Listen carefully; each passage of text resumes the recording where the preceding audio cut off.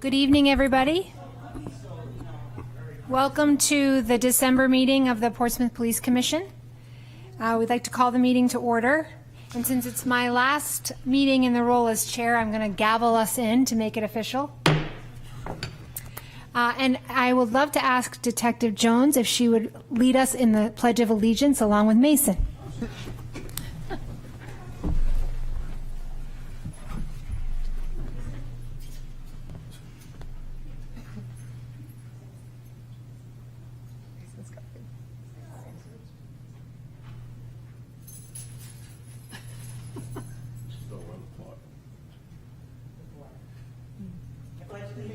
To the flag of the United States of America and to the republic for which it stands, one nation, under God, indivisible, with liberty and justice for all.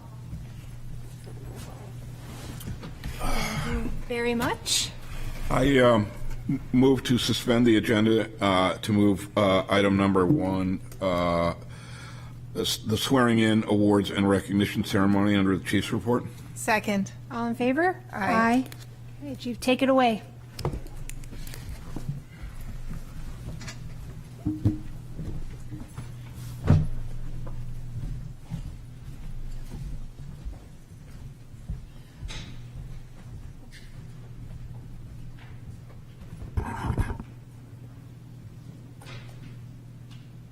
Good evening, everybody. We'll start the night off with swearing in our newest police officer, Officer Janice, if you want to come out.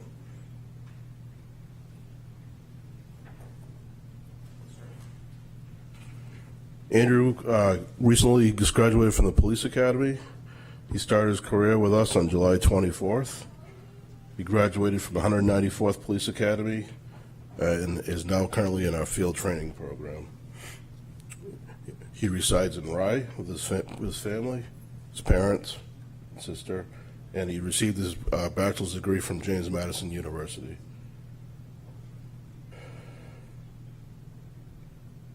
Upon graduating from the academy, he's been enrolled in our 16-week in-house training program and is currently in that process.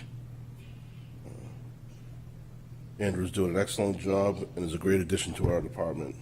And you don't have to raise your hand. I'm not going to swear you in, but just stare, look at me, and you don't even have to raise your hand. Just by virtue of the authority vested in me through the Police Commission and RSA 105-C, trusting in your integrity and fidelity, do hereby constitute and appoint you a police officer, constable, and night watchman of said city of Portsmouth, with all the power and authority and subject to all the duties and liabilities provided by law. Welcome, Lord. Congratulations. Your mother's going to come up and tell you.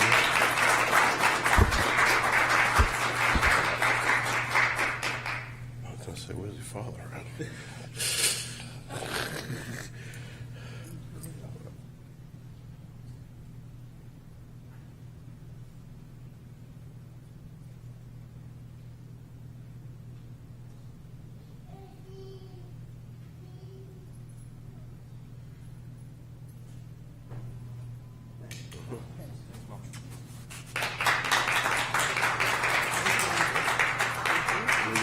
Jackie?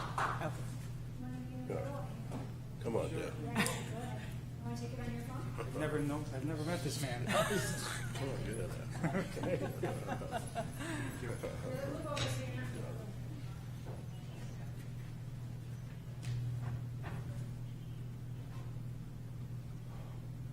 Thank you very much. Thanks. All right. Let's get a picture of me there, Jackie.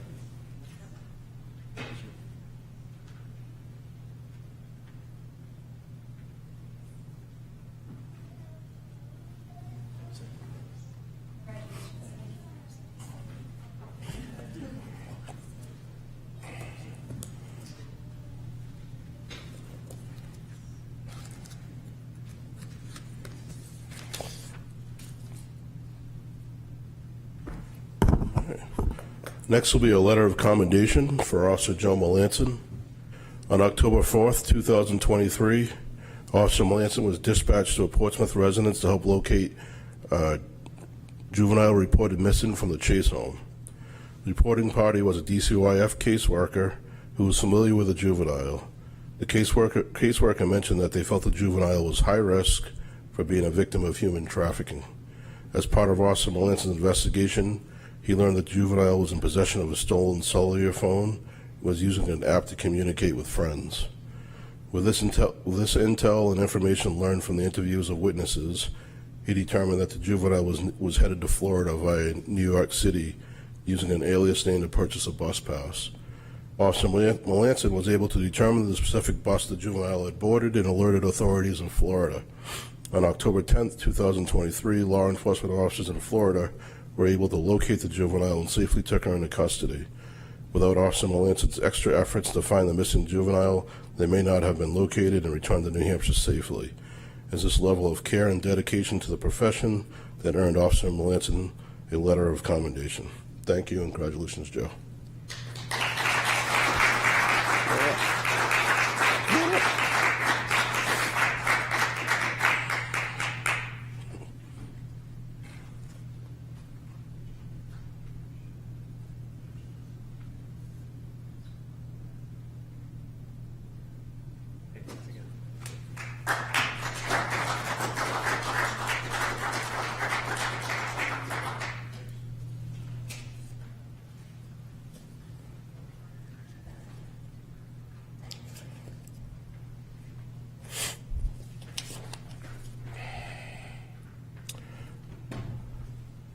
Next is a little recognition for Detective Jones and Comfort Dog Mason and Auxiliary Officer Follinsby. Oh, Joe's not here today? Anyways. On Wednesday, December 6th, the Somerville Police Department hosted a 7th annual Shop with a Cop event. Detective Rochelle Jones, Comfort Dog Mason, Auxiliary Follinsby participated in the event, which had its highest turnout with 40 kids in attendance. The mission of this event for the children, accompanied by police officers, shop for their families, was while creating positive connections with law enforcement officers. The children then go and wrap the gift they have purchased for their families while enjoying a holiday party. Somersworth PD Police Chief Tim Macklin was grateful for officers and Mason's contributions to the event. Congratulations, Detective Jones.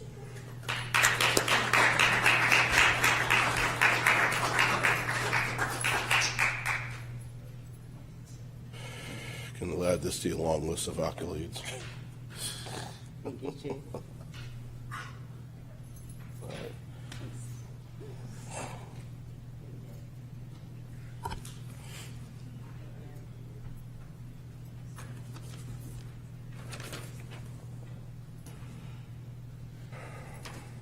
All right, and lastly, saving the best for last, we're going to recognize Commissioner Stephanie Shaheen for her service, as this is her last police commission meeting, as her term has run out, and it's been a great 5 years with her. She's been very supportive of the police department. Commissioner Shaheen was sworn in as a police commissioner in January of 2019, served for 5 years, dedicated her time and energy to providing civilian oversight to the police department. With a focus on transparency and accountability, she worked closely with fellow commissioners as well as members of the community to initiate recommendations to improve the department's operations, administration, and community reporting functions. This developed in what we refer to as now community priorities, which will continue on for years to come. She's also played a pivotal role in advocating for improvements to the current police facility, from mold remediation to discussions surrounding a new and updated police facility, community policing facility. And of course, there are far more contributions made in these last 5 years which have made a positive impact on the police department and Portsmouth community as a whole. Thank you, Stephanie, for your service, and you will be surely missed.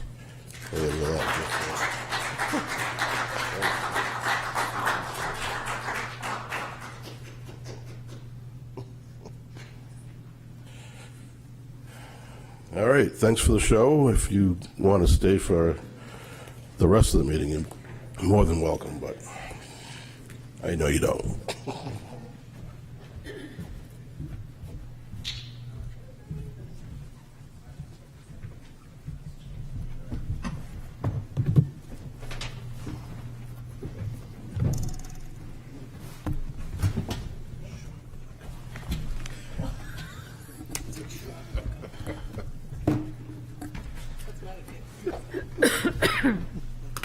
Thank you very much, everybody. I sincerely appreciate the recognition, and if I can just pause to reflect on the nearly 6 years of service on this commission. It was a very different place when I first stepped in to Reverend Hilson's term after his illness and his need to step down.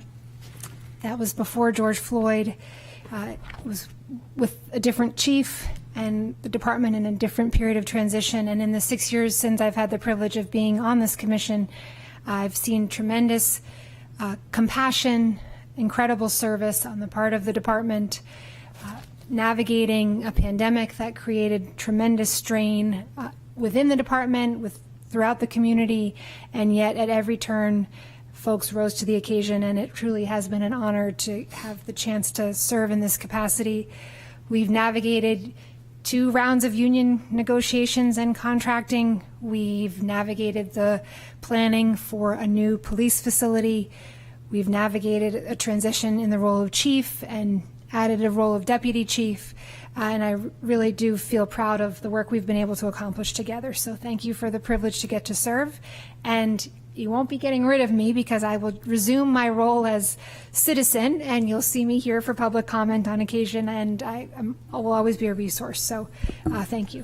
If I could take a moment, and I joined the Police Commission 2 years ago, and to have someone like Commissioner Shaheen as chair and leading the commission, your experience, your knowledge, your hard work, your leadership, it's been a wonderful thing to learn from you and to work with you, so thank you.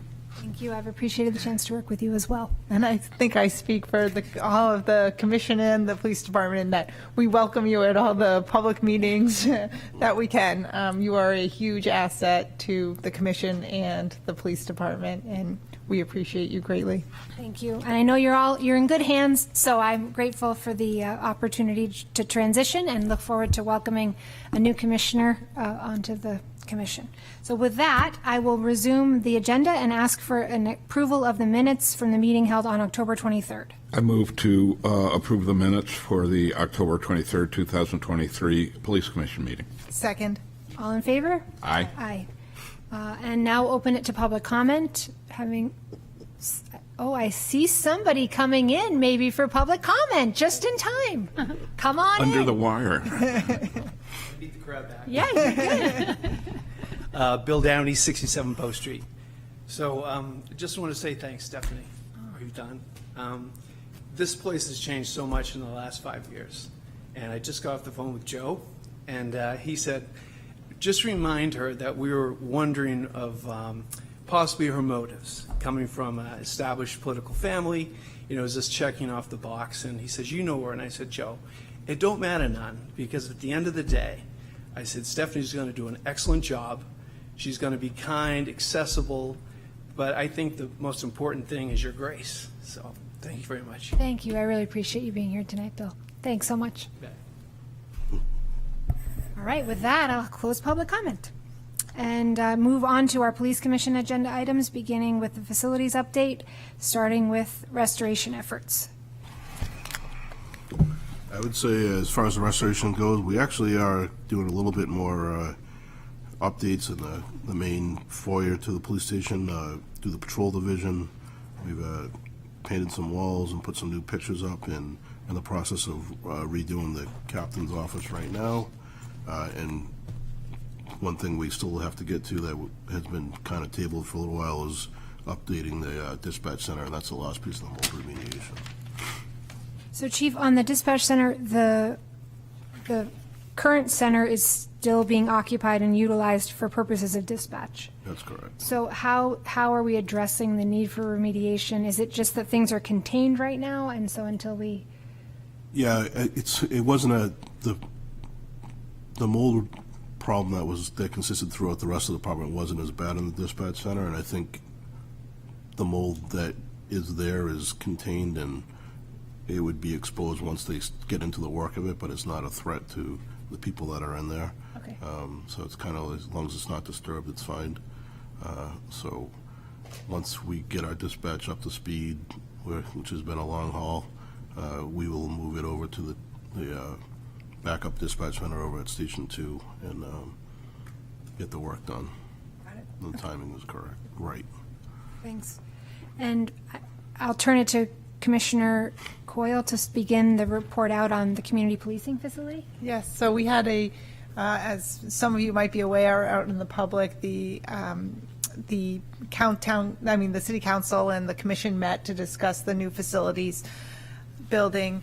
The council had a lot of good questions, which when there's a lot of answers to those questions, but we continue to work towards have ongoing conversations about the building. Obviously, there's concerns about the cost. The group is working to hone down that cost, identify site, and those discussions and meetings are going to be ongoing both with the working group and with the city council. Thank you, and thank you for your efforts on that working group. And I think just for, in summary, for folks at home who weren't able to follow that work session, we further narrowed the list of sites that were being contemplated so that more planning and due diligence can be done on those sites. And they've been really focused now on this facility, the campus facility here, either the lower lot or and as an addition to the existing station, as well as the Granite Street location. And so more work and homework and scoping of the full project is underway now, and that process will continue to involve public engagement, and look forward to community members weighing in and council members' questions and working to get answers to those questions. I would add to that, or echo what Commissioner Shaheen said. The extent to which people understand what's going on with the police facility, one way or another, it's going to be a significant financial commitment on the part of the city, and an important necessary financial commitment. But if that bothers you or you're in support of that, please reach out to the commission, to the city councilors, to the working group. Hearing what the community thinks is perhaps the most important thing, and we all need to know what the community is thinking. Anything else on the community policing facility planning? Okay, we'll move on to community priorities. We talked a bit about the crime analyst and report out from the crime analyst last time around. Deputy Chief, do you have more to report out there? I do. Thank you. I have some updated statistics comparing 2022 to 2023 in a number of different categories, similar to what was presented last month. So if we're looking, we're tracking each year, 2022 and 2023, January 1st until December 18th. So it's not a full calendar year, but just close to it. 2022 total calls for service 47,558. In 2023, we're at 47,854, which is just under a 1% increase. DWI arrests in 2022, we had 84. In 2023 so far, we've had 82. Reportable motor vehicle accidents, 2022, we had 527. We reduced that 4% to 505. Arrests in 2022, 963 compared to 848 in 2023. Total police reports taken, 2,586 compared to 2,387 for this year. Motor vehicle stops in 2022, 8,652 compared to 7,911 for 2023. Involuntary emergency admissions, which is a custody arrest for somebody who is being involuntarily brought to a mental facility or a health facility for a mental health evaluation, 76 in 2022 down to 51 in 2023. Calls labeled mental health calls, which is not all encapsulating due to some of the deficiencies in our CAD system. We may go to a disorderly conduct call that is labeled disorderly conduct, but is actually more mental health. So we still struggle to capture that data because of the limitations to the CAD RMS, which we have new software being rolled out. 283 for 2022 compared to 208 this year. In juvenile matter calls, 215 in 2022 compared to 156 this year. In discussing with the crime analyst a little bit further, that she will eventually, and then has started to break down what type of calls for service, what type of police reports we are taking the most. Just anecdotally, for example, the last couple of weeks, on average, the highest percentage of police reports that we're seeing made are considered conduct after an accident, otherwise known as hit and run. So if you're in a parking lot or elsewhere, you're involved in a motor vehicle accident, you drive away without stopping, that is conduct after an accident, and theft. So the two things that we're seeing most of right now, or considerable amount of right now, is hit and run car accidents and thefts. And we'll be able to dive into that a little bit deeper and take a broader look as she kind of hits the ground running and gets more acclimated to her position. She was fortunate enough to attend a crime analyst training down at Roger Williams University several weeks ago, which she described as very beneficial, and it was taught by a seasoned crime analyst, and it was attended by about a dozen or so crime analysts from all over New England, so it was good for her to network and attend that training and bring some stuff back for her job. So continuing to get up to speed. That's so helpful. Thank you, Deputy Chief. I think one of the purposes in putting this on the Police Commission agenda reflects back to the community engagement over the last few years and a desire to really understand what crime do we see in this community, are our resources being best directed to tackle those crimes, and better understanding trends over time. And I'm especially excited about the opportunity with the new CAD RMS system for this to be a more straightforward and seamless process, so we can really dig into, both understanding, what kind of arrests, where are their trends, where are their upticks, and can we then target service, calls for service in different ways. So it's exciting to see this coming to fruition. Any questions on the crime analyst reports?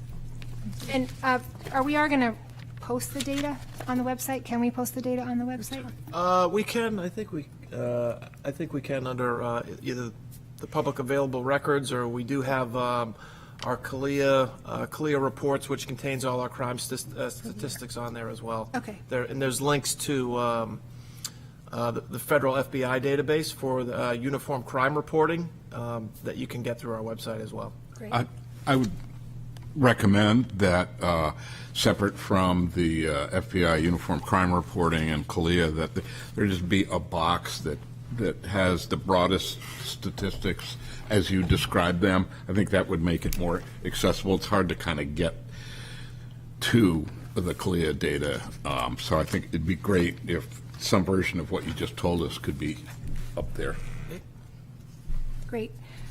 Anything else on that? Can we move on to the update on the social worker search? Any I can news just say there? that we have a tentative we have a conditional offer to a person that's been offered the position. They're currently going through our background process, so once that's completed, then if they successfully get through the background process, then we will have them starting and hopefully kick off in the next sometime in January. That's great. And so for people at home, this is a new position, the role of social worker within the department, which is in response to our collective understanding of the community's interest in having a social worker on the team to help address some of the issues facing community members, mental health challenges, and ensuring that the team is best equipped to respond. So I think this is going to be a terrific addition to the team. I look forward to having this person on board. Anything else on this one? All right. Update on the CAD RMS implementation.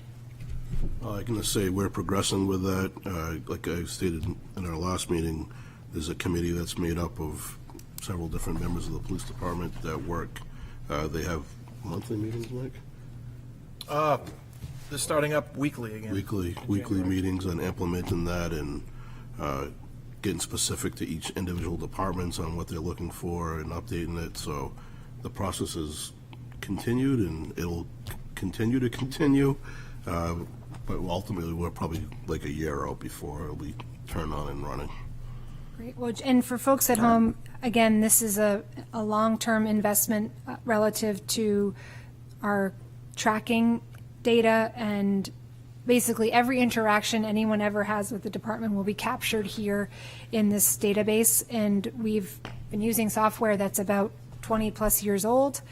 So it's been a long time coming. We need to update and upgrade this communications platform that will really govern everything that the department is able to do on the ground, out in the community, and here relative to analyzing information and interaction data and everything from traffic stops to crime investigations, you name it, it'll be captured in this new system. So it's a comprehensive overhaul. It's a complicated process. It hasn't happened here in over 20 years, and it will take some time to get implemented. And I think, to add to that, it's one of the hidden things that it's not talked about that much, and I think the community as a whole may not appreciate that. It's these kind of hidden things and improvements that's going to improve the quality of policing in Portsmouth. It's not just a matter of the number of officers and a new building, but it's also really specific technical improvements like this are going to make a huge difference. Commissioner Coyle, do you want to add? Just that the part of the reason it takes so long is because we are so specific in what we're trying to achieve to be able to capture that data and report back, just as we talked about with the community priorities. So it's not a one-size-fits-all software system, because we are putting together such specific requirements so we can do very specific data capture. That's great. Anything else on that item? All right. And a special shout out to the team that's been involved in navigating that contracting and dealing with the implementation. This is gritty, difficult, complicated work. So thank you for the efforts, Karen and Deputy Chief and Chief, everybody involved in that effort. Finally, I added this item just to make sure folks at home are aware that we've got a new commissioner being sworn in on January 2nd.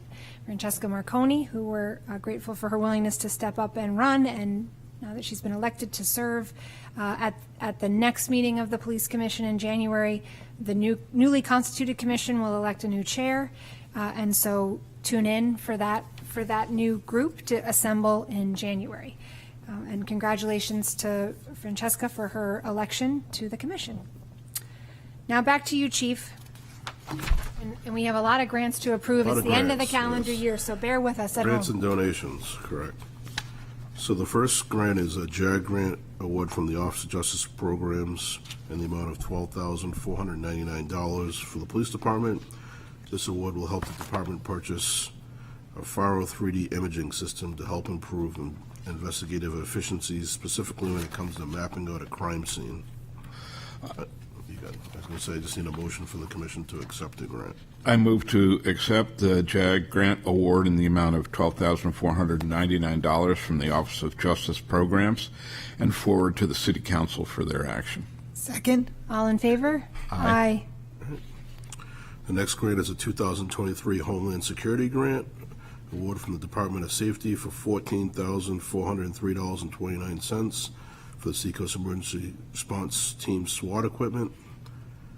I need a motion for that. I move to accept the 2023 Homeland Security Grant for $14,403.29 for the Seacoast Emergency Response Team SWAT equipment, and to forward this to the City Council for their action. Second. All in favor? Aye. Next is up a donation from AT&T Services. It's an unsolicited donation of $7,000 for the purchase of Comfort Dog Mason from Hero Pups and to help with his training costs. The Portsmouth Police Department officially took possession of Mason on November 6, 2023. I move to accept the donation of $7,000 from AT&T Services for the purchase and training costs for Comfort Dog Mason and forward to the City Council for their action. Second. All in favor? Aye. Aye. And if I can just pause there and say how grateful I am to Detective Jones for her willingness to be Mason's handler and for the good work they're already doing together in the community. It's so fun to see them out and engaged in a way that makes this department more accessible to folks at home. Okay. Next donation is an unsolicited in-kind donation of a 2023 Ford F-150 Lightning electric vehicle from Portsmouth Ford for the police department. Just a letter from Chris Sawyer, the general manager of Portsmouth Ford, writing today to wish to donate a 2023 Ford F-150 Lightning to the police department. This donation is unrestricted and can be used at your discretion to support the department's most pressing needs. We've always been impressed by the commitment and dedication of the Portsmouth Police Department to keeping our community safe. We believe that the police play a vital role in our community. We are grateful for the service that you and your officers provide. We hope that the donation will help the department continue its important work. Before we move to accept, Chief, can you just speak to how you expect to use the vehicle? So we have a small Ford Ranger that's probably almost 20 years old now. That will replace that vehicle, and it's used majority for a utility vehicle as far as like moving speed signs and training, hauling trailers and those things. It's just another, basically utility vehicle that we use for the police department for a bunch of different purposes. That's great.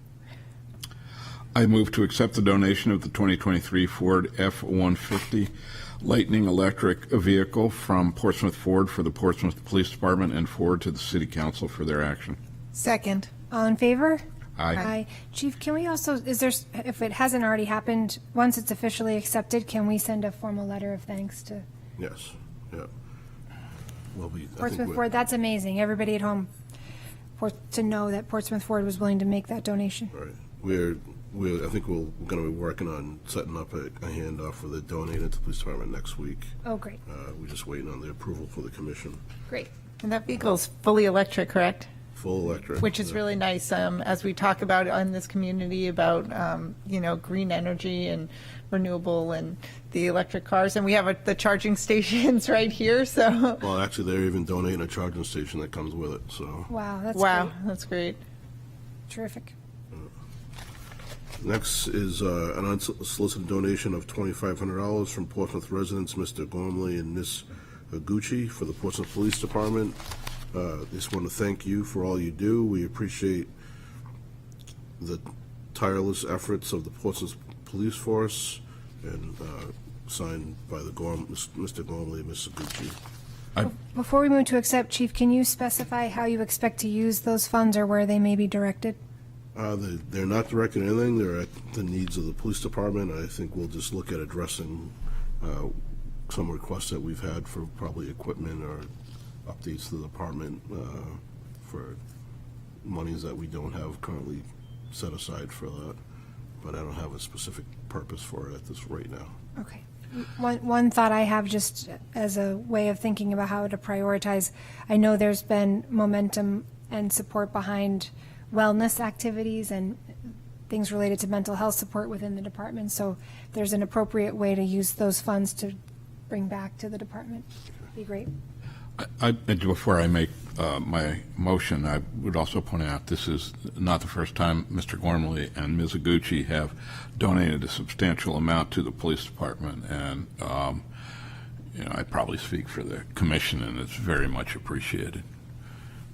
I move to accept the donation of $2,500 from Portsmouth residents Mr. Gormley and Ms. Aguchi for the Portsmouth Police Department and forward it to the City Council for their action. Second. All in favor? Aye. Aye. Monthly traffic stats.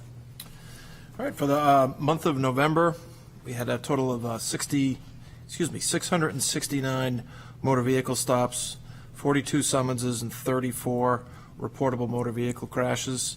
That 669 number is over 200 motor vehicle stops more than what we had in October, in large part due to our push around the holidays leading up to and including Thanksgiving for our DWI saturation patrols that are grant funded in conjunction with the New Hampshire Office of Highway Safety, and the night before Thanksgiving this year, if between Portsmouth Police Department, New Hampshire State Police, you couldn't turn a corner without seeing a cruiser with blue lights on. It was quite impressive, and I think we sent a strong message, and thankfully didn't have any tragedies like we had the year before. But we'll continue with that increased presence through the Christmas holiday as well. Thank you. Any questions on the stats? Okay, financial report. Okay, the financial report for FY '24, we're currently tracking over 4% below the cap. That is primarily due to the vacancies that Personnel and Training is recruiting for. We're hoping, I think, to hire several officers in the very near future, but still have more to go, and same with dispatch. That's FY '24. FY '25, we have begun the process for the FY '25 budget season, and that includes the rolling stock, capital improvement plan, et cetera.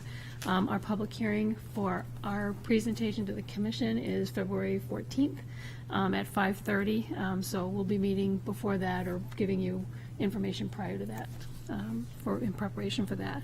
In terms of grants, we are in the process of reviewing a grant for the CERT team, about $11,000.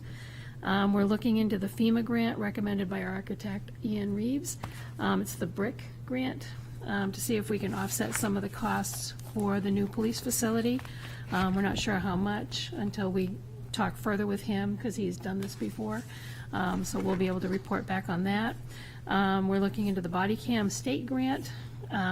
It looks like they offer 50% of the cost of a camera up to $50,000 that they award. As we were prepared to work on the next budget, goals, objectives, et cetera, we'll look at more grants to supplement that. We can't supplant it, but we can supplement any new programs and whatnot on those initiatives. But I just wanted to say we prepare a report every year for the auditors on our federal money. We utilized $892,763 in federal money for ICAC, VAWA, VOCA, Bulletproof Vest, New Hampshire Highway Safety Enforcement, and seizure funds for drug investigations and training. In addition to that, we only have to report federal, but in addition to that, we utilize other funds from the state for Forensic Shield, drug investigations, and other collaborative efforts in Portsmouth and the areas like we work with the U.S. Marshal, we work with all sorts of agencies, and we get reimbursement for overtime anytime we help them, which helps Portsmouth. Karen, just correct that. You said 892, but it's 892,100,000. 100,000. Yes, sorry, what did I say? We're, 892. Oh, she said, I think 892,000. 700 and something. 763. So we're close to 900,000. $1,000, yeah. And then $242,812 for the other programs that aren't included in that federal audit. It's almost $1 million. Almost $1 million. More than Over $1 million. Yeah. So just to let you know that, there is a lot of other money that go into supporting the programs and all the initiatives that we do here. So, Any questions on the financial report? Just thank you to the team, and just as a citizen, for your efforts to get grant money that helps, fund and run the police department and helps keep all the citizens safe. So thank you, guys. Yeah, and I think at this point it's just worth pausing, since I have the microphone for maybe 1 or 2 more minutes.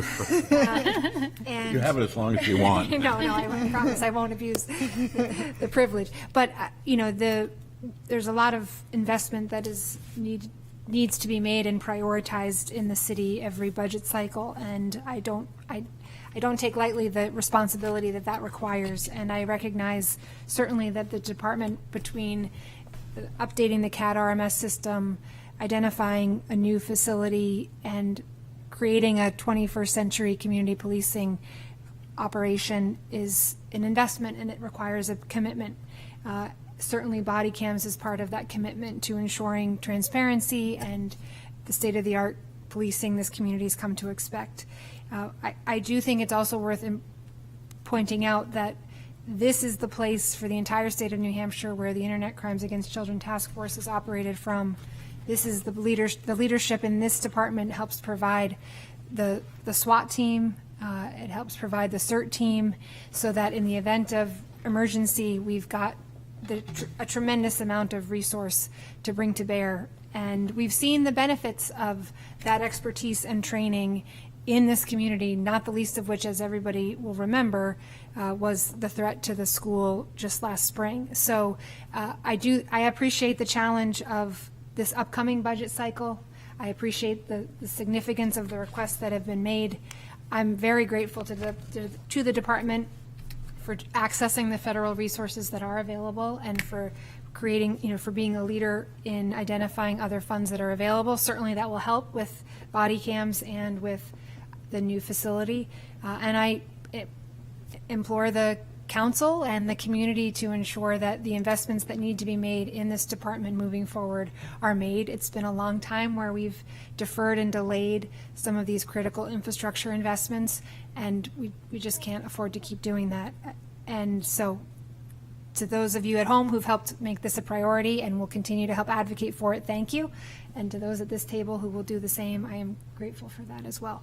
And I'll be doing it from the podium as a member of the community and as citizen, concerned citizen. Anything else officially on the agenda? And with that, I'll remind everybody that the next regular meeting will be Tuesday, January 23rd. Please check the municipal meetings calendar on the website for any important meeting updates. And I wish everybody at home a happy, healthy, safe holiday season. Take good care, stay safe, be careful. All the best.